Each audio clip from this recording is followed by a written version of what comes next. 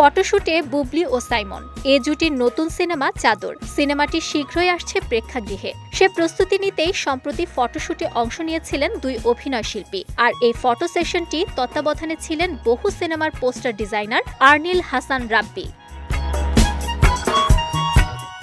ফটোশুটে দুটি ভিন্ন পোশাকে আলাদা আলাদা এক্সপ্রেশনে দেখা গেছে সাইমন বুবলিকে। গ্রামীণ প্রেক্ষাপট, নারীর এগিয়ে যাওয়া, সেই এগিয়ে যাওয়ায় পুরুষের সহযোগিতার মতো বিষয় নিয়ে গড়ে উঠেছে সিনেমাটির গল্প।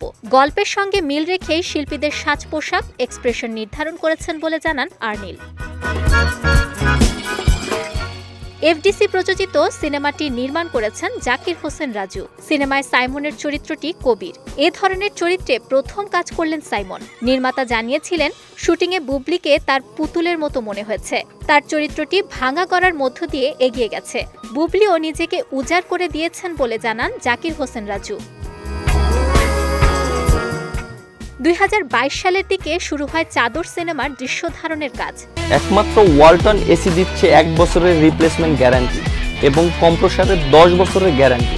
খুব ধীরে ধীরে আগাচ্ছে সিনেমাটির কাজ।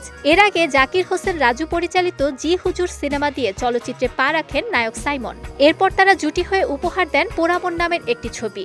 সেটি ছিল সুপারহিট। পাশাপাশি নায়িকা শবনম বুবলি প্রথম জাকির হোসেন রাজুর সঙ্গে মনের মতো মানুষ পাইলাম না ছবিতে অভিনয় করেন।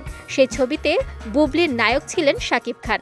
সাইমন বুবলি এবার রাজুর চাদর সিনেমা দিয়ে নতুন সাফল্যের অপেক্ষায়।